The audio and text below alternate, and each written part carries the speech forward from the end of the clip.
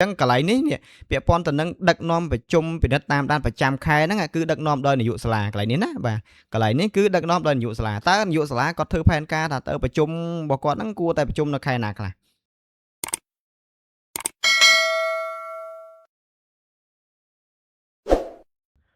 បាទសូមគោរពជម្រាបសួរលោកគ្រូអ្នកគ្រូទាំងអស់គ្នាបាទពិសេសសូមគោរពជម្រាបសួរទៅដល់បងដែលជាគណៈគ្រប់គ្រងពិសេសលោកគ្រូអ្នកគ្រូដែលជាគណៈនាយកសាលារៀនបាទអញ្ចឹងនៅក្នុងវីដេអូនេះខ្ញុំបង្ហាញអំពីរបៀបនៅក្នុងការធ្វើកិច្ចព្រមព្រៀងរបស់នាយកសាលាបាទអញ្ចឹងដើម្បីកុំឲ្យខាតពេកយើងទៅតែម្ដងបាទអឺអញ្ចឹងនេះគឺជាទម្រង់ទូទៅនៅក្នុងកិច្ចព្រមព្រៀងរបស់នាយកសាលារៀនបាទអញ្ចឹងនៅក្នុងការធ្វើបទបង្ហាញនេះគឺខ្ញុំសូមបង្ហាញអំពីការធ្វើកិច្ចព្រមព្រៀងរបស់នាយកសាលារៀននៅក្នុងឆ្នាំ2025-2026បាទអញ្ចឹងឆ្នាំបន្តទៀតក៏ដូចគ្នាដែរណាបាទមិនខុសគ្នាទេគ្រាន់តែដូរតែឆ្នាំទៀតណាបាទនេះគឺជាទម្រង់ទៅបាទហើយនេះគឺជាទម្រង់នៃការបំពេញព័ត៌មានផ្សេងៗឥឡូវខ្ញុំសូមបង្ហាញទម្រង់ទូទៅតែម្ដងណាបាទទី1មានខាងលើមានបំពេញក្បាលទាំងមកបន្តមកទៀតមានការខាងក្រោមនេះគេនិយាយពីស្តង់ដារសាលារៀនគំរូបាទការអនុវត្តស្តង់ដារសាលារៀនគំរូហើយយើងត្រូវធ្វើបែបណាបាទហើយខាងក្រោមនេះទៀតគឺស្តង់ដារអនុវត្តស្តង់ដារសាលារៀនគំរូដូចគ្នាបាទរដ្ឋផលរំពឹងទុកទី2បាទការអភិបាលកិច្ចសាលារៀនបាទហើយនឹងទី3វត្ថុបំណងទី3គឺវត្ថុបំណងអភិវឌ្ឍវិជ្ជាជីវៈគ្រូបង្រៀនឬក៏គណៈគ្រប់គ្រងសាលារៀននៅក្នុងនេះមានការលទ្ធផលរំពឹងទុកទី1គឺការចូលទៅរៀនបាទចូលឡើងទៅរៀនថ្នាក់បញ្ញាបត្រឬក៏បង្កើនគុណវុឌ្ឍគណៈគ្រប់គ្រងបាទនេះចង់និយាយថាទៅរៀនបញ្ញាបត្រផ្នែកគ្រប់គ្រងនៅសាកលវិទ្យាល័យភូមិភ្នំពេញបាទហើយមួយទៀតនោះគឺវត្ថុបំណងទី2នៅក្នុងគោលបំណងចំណុចទី3នេះគឺអំពីលទ្ធផលរំពឹងទុកទី2ថ្នាក់បញ្ញាបត្រជាន់ខ្ពស់បង្កើនគុណវុឌ្ឍគណៈគ្រប់គ្រងអញ្ចឹងសំដៅទៅលើថ្នាក់រៀនបញ្ញាបត្រជាន់ខ្ពស់ឬក៏ថ្នាក់អនុបណ្ឌិតនៃការគ្រប់គ្រងនៅតាមសាលារៀនបាទអញ្ចឹងមានប៉ុណ្ណឹងខាងក្រោមទៀតគឺមានសញ្ញាបន្ទាប់មកមានសញ្ញាសម័យខ្លួនដែលជាលោកយុរងហ្នឹងហើយ NU ហ្នឹងហើយនឹងឆ្លងឯកភាពពីគណៈកម្មការគ្រប់គ្រងសាលារៀនរួចនឹងគណៈអភិបាលបាទមានអភិបាលរងស្រុកដែលទទួលបន្ទុកការងារអប់រំបាទអញ្ចឹងនេះខ្ញុំសូមទៅបង្ហាញលម្អិតតែម្ដងពាក់ព័ន្ធទៅនឹងការធ្វើកិច្ចព្រមព្រៀងបាទតោះឥឡូវនេះគឺខាងលើនេះគឺយើងដាក់កិច្ចព្រមព្រៀងប្រជាជាតិកម្ពុជាអីចឹងទៅណាបាទយើងមិនបាច់កែអីទេហើយបន្តមកទៀតយើងត្រូវកែនៅត្រង់នេះបាទកែត្រង់ឆ្នាំពីព្រោះថាឆ្នាំនេះខ្ញុំលើកឧទាហរណ៍នៅក្នុងឆ្នាំ2025-2026អញ្ចឹងលោកគ្រូអ្នកគ្នាសូមកែត្រង់នេះណាបើសិនជាឆ្នាំក្រោយ2026-2027លោកគ្រូកែទៅនេះមកដាក់2021-2027មកណាបាទហើយនៅក្នុងនេះយើងចាប់ដើមពីខែណាមកបាទយើងចាប់ដើមពីខែណាមកនៅក្នុងឆ្នាំ2025-2026ហ្នឹងបាទអញ្ចឹងនៅខាងនេះយើងខ្ញុំអាចដាក់ថាឆ្នាំ2ខែវិច្ឆិកាណាបាទខែវិច្ឆិកាឆ្នាំ2025រហូតដល់ខែសីហាបាទសីហា2026បាទបន្តមកទៀតយើងបំពេញនៅព័ត៌មានរបស់សាលារៀនបាទសាលារៀនយើងឈ្មោះគេបាទបំពេញមកបាទហើយមានឈ្មោះអីនៅភូមិសាលារៀនស្ថិតនៅក្នុងភូមិអីឃុំអីស្រុកអីនិងខេត្តអីណាបាទខេត្តអញ្ចឹងសូមឲ្យលោកគ្រូបំពេញមកណាបាទមិនខុសនេះទេបាទអញ្ចឹងខាងក្រោមនេះគឺជាព័ត៌មានរបស់នាយកសាលាបាទរបស់លោកនាយកសាលាដែលធ្វើកិច្ចព្រមព្រៀងណាបាទគឺបំពេញឈ្មោះមកបាទឈ្មោះលោកគ្រូបាទដាក់ឈ្មោះរបស់លោកគ្រូមក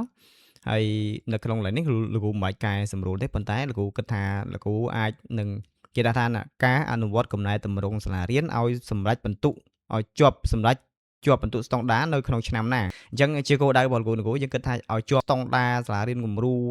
ដើម្បីប្រកួតប្រជែងនឹងតែម្ដងនៅក្នុងឆ្នាំណាអញ្ចឹងណាបាទនេះគឺជាឧទាហរណ៍ទេហើយលោកគ្រូដាក់តាមផែនការរបស់លោកគ្រូបាទលោកគ្រូគិតថានៅឆ្នាំ2026-2027ឆ្នាំក្រោយឆ្នាំ2027ហ្នឹងសម្រេចឲ្យជាប់ស្តង់ដារតែម្ដងអញ្ចឹងលោកគ្រូដាក់តាមហ្នឹងមកណាបាទបន្តមកទៀតឋានៈមន្ត្រីរាជការកន្លែងនេះលោកគ្រូដាក់ថាគ្រូបរិញ្ញាកម្រិតដំឬក៏កម្រិតមូលដ្ឋានទាំងមកណាបាទហើយខាងក្រោមនេះគឺកម្រិតវិជ្ជាជីវៈលោកគ្រូបើសិនជាមានទៅវគ្គបណ្ដុះបណ្ដាលអីផ្សេងពាក់ព័ន្ធទៅនឹងវិជ្ជាជីវៈរបស់យើងអានឹងលោកគ្រូដាក់មកណាបាទបន្តមកទៀតហត្ថលេខានេះចាំយើង print មកចាំយើងសញ្ញេណាបាទបន្តមកទៀតការធ្វើកិច្ចព្រមព្រៀងរបស់នាយកសាលានេះគឺកិច្ចព្រមព្រៀងជាមួយនឹងគណៈ គ្រប់គ្រងសាលារៀនបាទអញ្ចឹងណាបាទជាមួយនឹងគណៈគ្រប់គ្រងសាលារៀនហ្នឹងឈ្មោះគណៈកម្មការយើងឈ្មោះអីគេណាបាទគាត់ឈ្មោះអីសេឈ្មោះគាត់មកភេទអី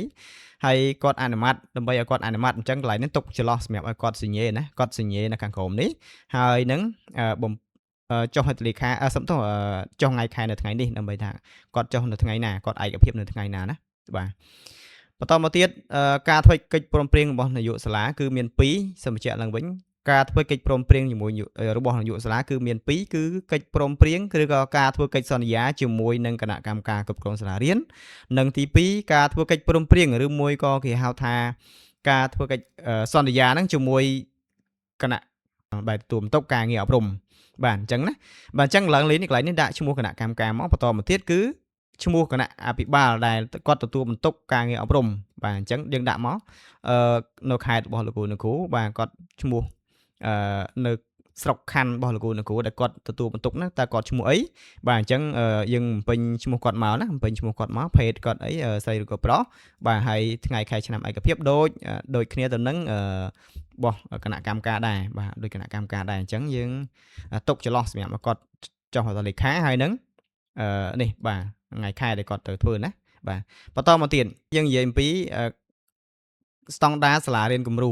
បាទស្តង់ដារសាលារៀនគំរូអញ្ចឹងនៅក្នុងសាច់រឿងរបស់យើងដែលយើងត្រូវនិយាយពីនេះគឺចំណុចទី1គឺនិយាយស្តង់ដារសាលារៀនគំរូលទ្ធផលរំពឹងទុកទី1ប្រជុំពិនិត្យតាមដានប្រចាំខែនិងត្រីមាសបាទអញ្ចឹងកន្លែងនេះគេឲ្យយើងនឹងធ្វើផែនការបាទធ្វើផែនការឬក៏សន្យាថាយើងនឹងត្រូវនេះប្រជុំពិនិត្យតាមដានប្រចាំខែប្រចាំត្រីមាសហ្នឹងបាទយើងធ្វើនៅថ្ងៃណាបាទថ្ងៃទីប្រហែលសំទោសនៅខែហ្នឹងខែណាធ្វើខ្លះខែណាប្រជុំខ្លះខែណាមិនប្រជុំបាទអញ្ចឹងនៅក្នុងនេះលោកគ្រូដាក់ទៅណាបាទដាក់ទៅអញ្ចឹងសួរថាតើអាហ្នឹងលោកគ្រូយកពីណាចុះមិនមែនលោកគ្រូចេះតែដាក់ណាបាទកន្លែងហ្នឹងគឺយើងយកមកពីបាទការប្រជុំជាមួយនឹងគណៈកម្មការជាមួយនឹងលោកគ្រូអ្នកគ្រូយើងសម្រេចគ្នាធ្វើផែនការប្រជុំបាទអញ្ចឹងនៅក្នុងដំណើរការសាលារៀនដើម្បីឲ្យដំណើរការទៅបានពាក់ព័ន្ធទៅនឹងការប្រជុំយើងប្រជុំគ្នាសម្រេចគ្នាតើយើងគិតថាប្រជុំនៅក្នុងខែណាខ្លះបាទក្នុងខែណាខ្លះនៅក្នុងឆ្នាំយើងហ្នឹងនៅក្នុងឆ្នាំសិក្សាហ្នឹងណាបាទអញ្ចឹងយើងត្រូវប្រជុំទៅផែនការអញ្ចឹងកន្លែងនេះពាក់ព័ន្ធទៅនឹងដឹកនាំប្រជុំពិនិត្យតាមដានប្រចាំខែហ្នឹងគឺដឹកនាំដោយនាយកសាលាកន្លែងនេះណាបាទកន្លែងនេះគឺដឹកនាំដោយនាយកសាលាតើនាយកសាលាគាត់ធ្វើផែនការថាទៅប្រជុំរបស់គាត់ហ្នឹងគួរតែប្រជុំនៅខែណាខ្លះបាទទី2នេះការជួយកកសជួយគណៈកម្មការគ្រប់គ្រងសាលារៀនដឹកនាំប្រជុំពិនិត្យតាមដានត្រីមាសមានថាគណៈកម្មការគឺគាត់ប្រជុំជាលក្ខណៈត្រីមាសមានថាសាលាយើងប្រជុំរាល់ខែក៏ប៉ុន្តែគណៈកម្មការគ្រប់គ្រងសាលារៀនគាត់ប្រជុំតែត្រីមាសទេដើម្បីមកពិនិត្យតាមដានពិនិត្យតាមដានលទ្ធផលរបស់យើងហ្នឹងតើការបំពេញការងាររៀនបង្រៀនការងារលទ្ធផលសិក្សារបស់សិស្សហ្នឹងកើនឡើងឬថយចុះឬក៏វឌ្ឍនភាពនៃការអភិវឌ្ឍសាលារៀនបន្ទាប់ពីអនុវត្តផែនការហើយតើបានសម្រេចផលប៉ុណ្ណាអញ្ចឹងគណៈកម្មការនេះគឺគាត់ប្រជុំជាលក្ខណៈត្រីមាសបាទអញ្ចឹងទាំងអស់នេះទាំងពីរហ្នឹងគឺយើងយកមកអំពីការប្រជុំគ្នាឯកភាពគ្នាធ្វើផែនការប្រជុំអញ្ចឹងយើងទៅយកមកណាទៅយកពីណាគឺយើងយកនៅក្នុងការធ្វើកិច្ចព្រមសំទោសការធ្វើផែនការប្រជុំរបស់យើងហ្នឹងឯងអូខេឥឡូវយើងទៅបើកណាខ្ញុំទៅបើកមើលដោយសារតែខ្ញុំបានធ្វើរួចហើយអញ្ចឹងខ្ញុំដាក់ថាផែនការប្រជុំបាទផែនការប្រជុំខ្ញុំ search យកមកនេះផែនការប្រជុំណាបាទនេះចុចខ្ញុំ save រួចហើយនេះ2026ណាបាទអញ្ចឹងខ្ញុំមើលមកបាទអញ្ចឹងនៅក្នុងឆ្នាំ2026នេះឃើញទេបាទមិញនៅក្នុងតារាងមួយនេះគឺយើងនិយាយពីថានេះធ្វើផែនការប្រជុំពីខែណាដល់ខែណាណាឃើញហ្នឹងខែណាខ្លះយើងត្រូវប្រជុំណាអញ្ចឹងនៅក្នុងយើងមើលនៅក្នុងផែនការរបស់យើងគឺប្រជុំចាប់ពីខែវិច្ឆិការហូតដល់ខែសីហាណាបាទនេះគឺជាការប្រជុំរបស់នាយកសាលាបាទជាផែនការប្រជុំរបស់នាយកសាលាណាបាទអញ្ចឹងអាហ្នឹងយើងយកអាហ្នឹងយកមកដាក់មកក៏បានដែរណាបាទយកអាហ្នឹងមកដាក់មកទៅក៏បានឬមួយក៏លោកគ្រូទៅគ្រីសក៏បានយើងគ្រាន់តែមើលនេះយើងមើលនេះតើផែនការរបស់យើងនេះយើងប្រជុំក្នុងខែណាខ្លះចាប់ពីខែវិច្ឆិកាធ្នូមករារហូតដល់ខែសីហាអញ្ចឹងអញ្ចឹងកន្លែងមួយនេះគឺយើងគ្រាន់តែបាទយើងគ្រាន់តែចុចសញ្ញាគ្រីសបានណាសូមគូសសញ្ញាគ្រីសមែនទេអញ្ចឹងឥឡូវយើងដាក់គ្រីសមកណាបាទគ្រីសមកយើងយកមិញពីខែ11រហូតដល់ខែ8ណាបាទត្រូវវីមកនេះឃើញទេបាទ ហ្នឹងហើយអញ្ចឹងនេះគឺជាការគ្រោងមែនទេការសន្យាថាយើងហ្នឹងសាលារៀនណាយុវសាលារៀនហ្នឹងគឺគាត់សន្យាថាគាត់នឹងដឹកនាំប្រជុំពិនិត្យតាមដានប្រចាំខែហ្នឹងគ្រប់ខែណាចាប់ពីខែវិច្ឆិការហូតដល់ខែសីហាឆ្នាំ2026បាទឥឡូវនេះយើងទៅមើលការជួយកកសដឹកនាំប្រជុំពិនិត្យតាមដានណាប្រជុំនៅតាមដានត្រីមាសរបស់គាត់អញ្ចឹង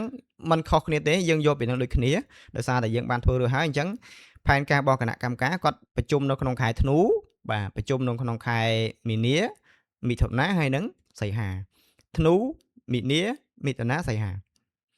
អូខេអញ្ចឹងយើងទៅដាក់មកបាទកាលណាខែធ្នូមែនទេបាទខែធ្នូយើងមកដាក់ Ctrl V មកណាបាទយើងដាក់មកធ្នូអឺមីនាមិថុនាហើយនឹងសីហាបាទអញ្ចឹងបាទអញ្ចឹងនេះគឺជាការ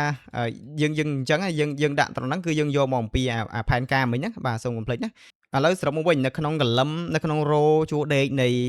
ការដឹកនាំប្រជុំពីតាមដានប្រចាំខែរបស់នាយកសាលាហ្នឹងតើក្រងប្រមាណក្រងចុងក្រងដើមឆ្នាំហ្នឹងប្រមាណហើយសម្រាប់ចុងឆ្នាំហ្នឹងប្រមាណអញ្ចឹង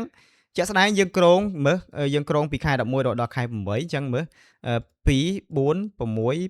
8 10បាទអញ្ចឹង10ណាបាទអញ្ចឹងយើងក្រង10ប៉ុន្តែអាចុងឆ្នាំនេះយើងមិនតន់ទេយើងចំហទុកអញ្ចឹងយើងត្រេទុកអញ្ចឹងសម្រាប់ដល់ពេលចុងឆ្នាំយើងបំពេញមកតទៅពេលលទ្ធផលជាក់ស្ដែងអមថាក្នុងយើងប្រជុំបានតែ9ដងបាទដោយសារតែខែខ្លះ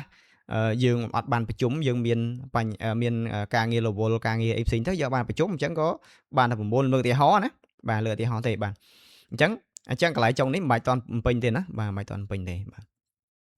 បន្តមកទៀតដូចគ្នាផងដែររោជួដេករបស់គណៈកកសក៏ដូចគ្នាដែរណាអញ្ចឹងការក្រុងមកគាត់មិញមិនមើល4ណាអញ្ចឹងក្រុង4អញ្ចឹងក្រុង4ឥឡូវនេះដាក់ពេញលេខ4មកពេញលេខ4មកបន្តមកទៀតសម្រាប់ចុងឆ្នាំនេះប្រហែលដងតាមភាពជាក់ស្ដែងដូចខ្ញុំបានខាងជំរាបជូខាងលើមិនដែរណាបាទអូខេអញ្ចឹងចំណុចត្រង់នេះគឺมันពិបាកទេគឺប៉ុណ្ណឹងណា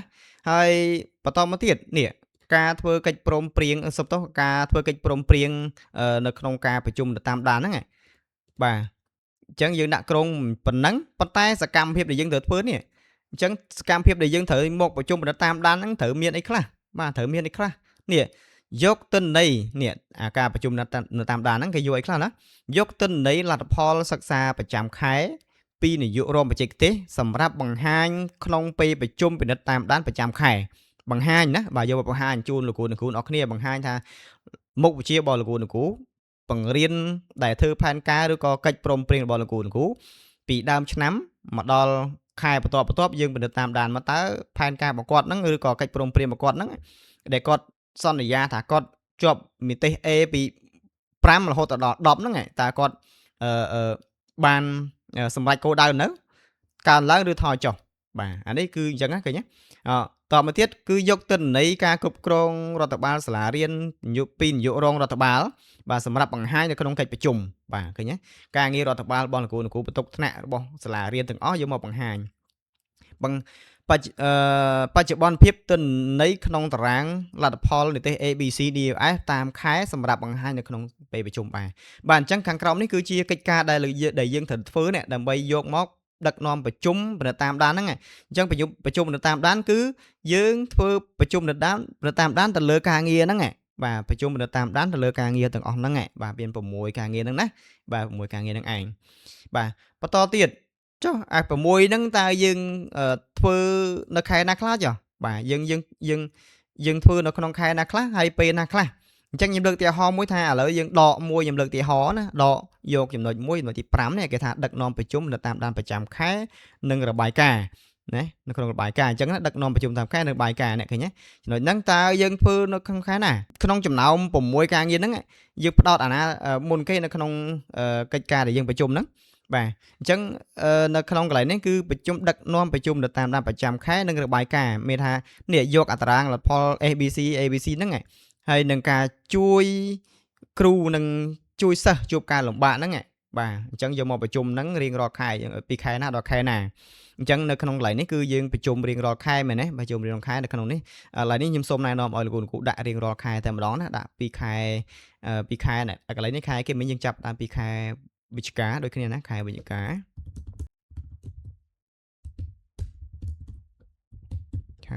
អានេះខែ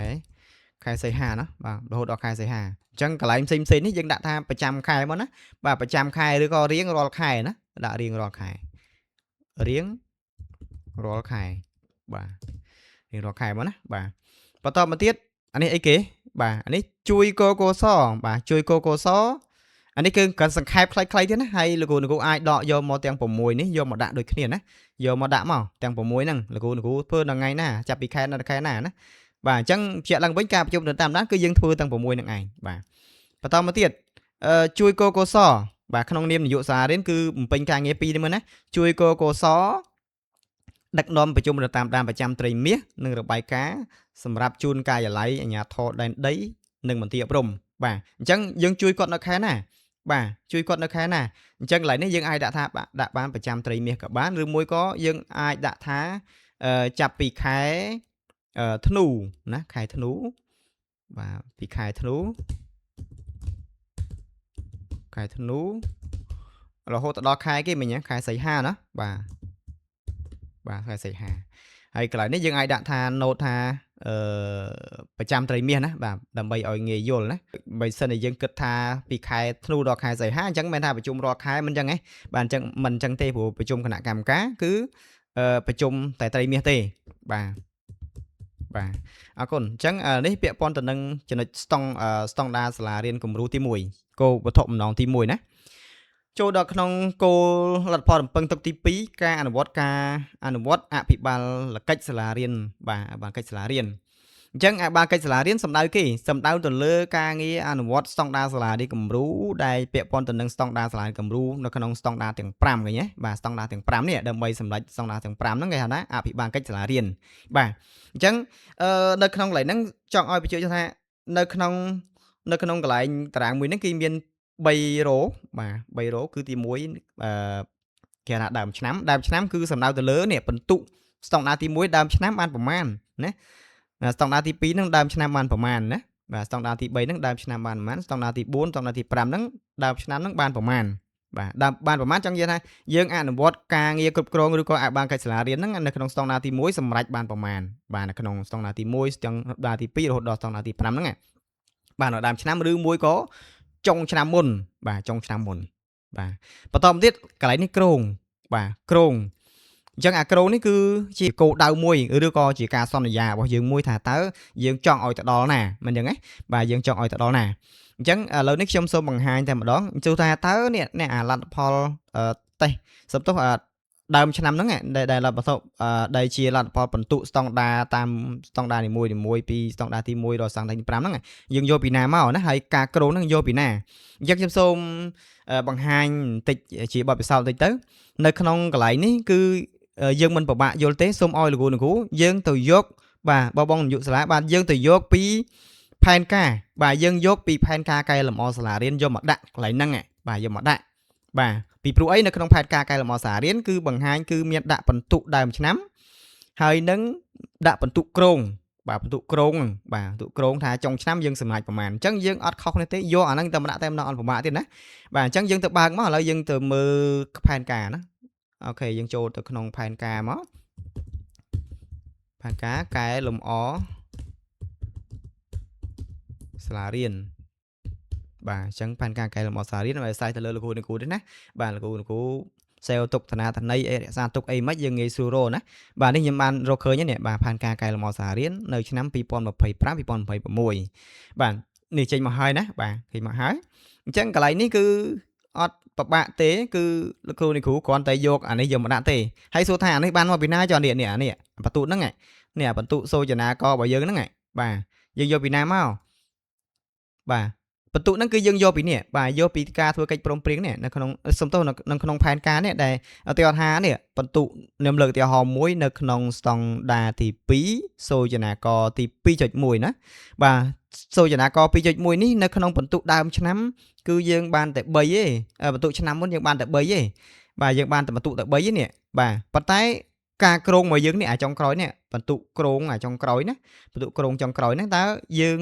សម្រេចថាចង់បានប្រមាណបាទនេះក្រងចុងឆ្នាំអានេះ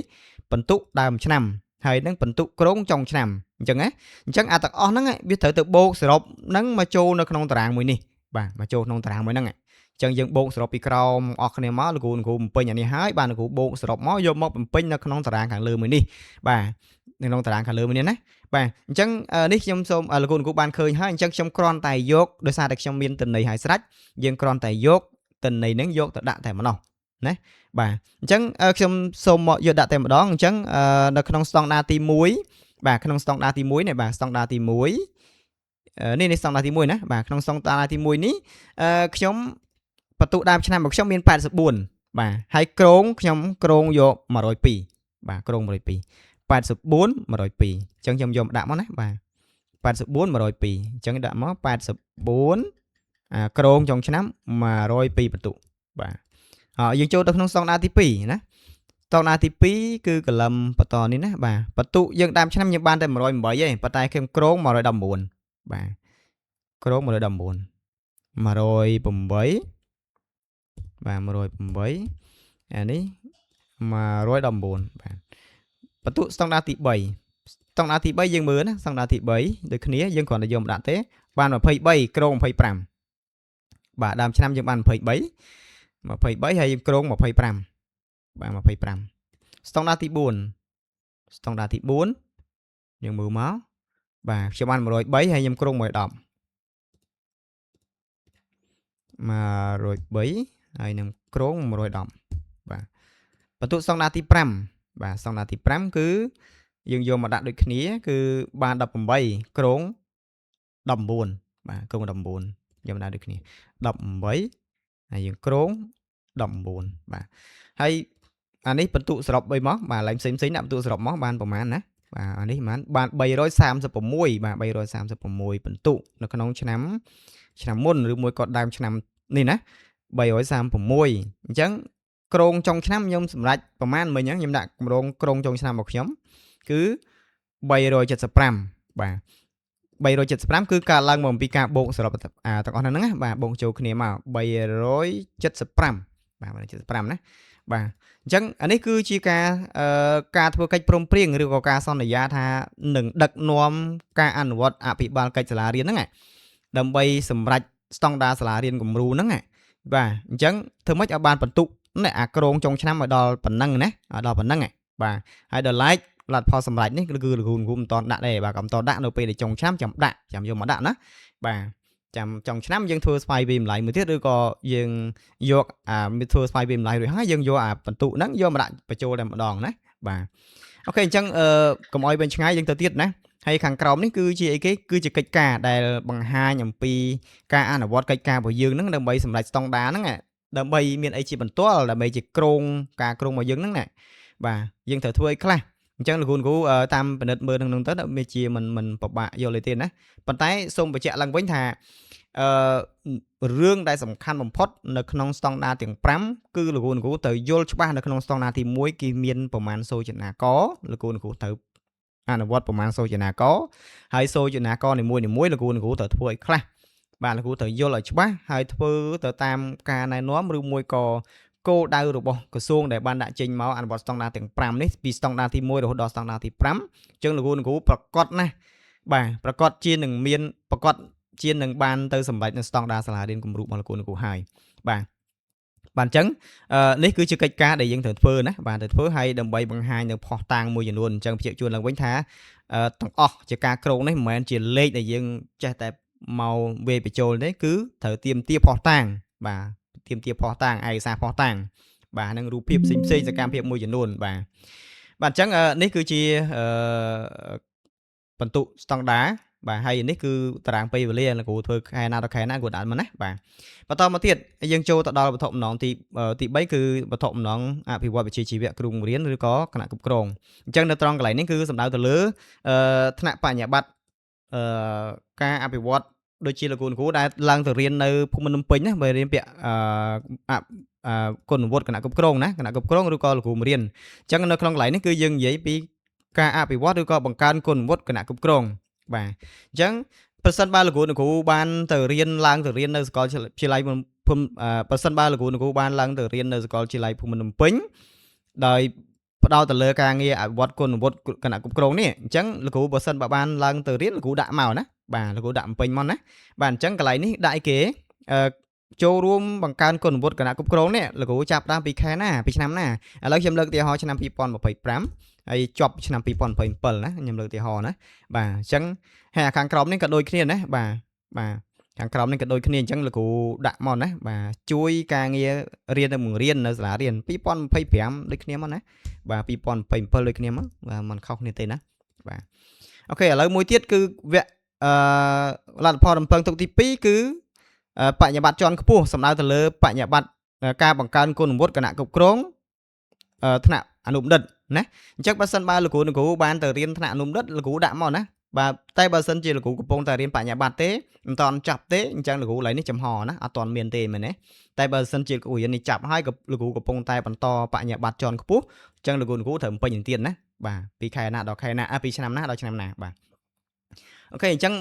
ចុងក្រោយបន្ទាប់ពីលោកគ្រូបងគណៈគ្រប់គ្រងដែលបានបំពេញកន្លែងនេះរួចហើយអញ្ចឹងបងគ្រាន់តែយើងត្រូវបំពេញថ្ងៃខែឆ្នាំមកបាទហើយចុងឲ្យតលេខាមកណាបាទចុងតលេខាឬក៏វាធានយុសាលាមកហើយបន្តទៀតយកផែនការកិច្ចព្រមព្រៀងនេះទៅជូនគណៈកម្មការគ្រប់គ្រងសាលារៀនដើម្បីឲ្យគាត់ឯកភាពនិងអនុម័តព្រមព្រៀងទៅលើការកិច្ចព្រមព្រៀងរបស់លោកគ្រូបន្តទៀតយកកិច្ចព្រមព្រៀងនេះឆ្លងជាមួយនឹងគណៈកម្មការគ្រប់គ្រងសាលាសំទោសជាមួយនឹងអភិបាលនៃគណៈអភិបាលអឺស្រុកខណ្ឌដែលលោកគ្រូបាទក្រុងស្រុកខណ្ឌដែលលោកគ្រូដែលសាលាលោកគ្រូសិតនៅបាទអញ្ចឹងទៅជូនទៅជាមួយនឹងអភិបាលរងដែលគាត់បន្ទុកបាទបន្ទុកការងារអប់រំនឹងឯងបាទអញ្ចឹងការងារធ្វើបទបង្ហាញអំពីការធ្វើកិច្ចព្រមព្រៀងរបស់គណៈគ្រប់គ្រងរបស់ឬក៏នាយកសាលាគឺមានតែប៉ុណ្្នឹងទេបាទអញ្ចឹងសូមគ្រប់អរគុណច្រើនក៏សូមជូនពរទៅដល់បងនាយកទាំងអស់បាទនាយកសាលាទាំងអស់បានសម្រេចជោគជ័យនៅក្នុងការងារគ្រប់គ្រងទាំងអស់គ្នាបាទសូមអរគុណ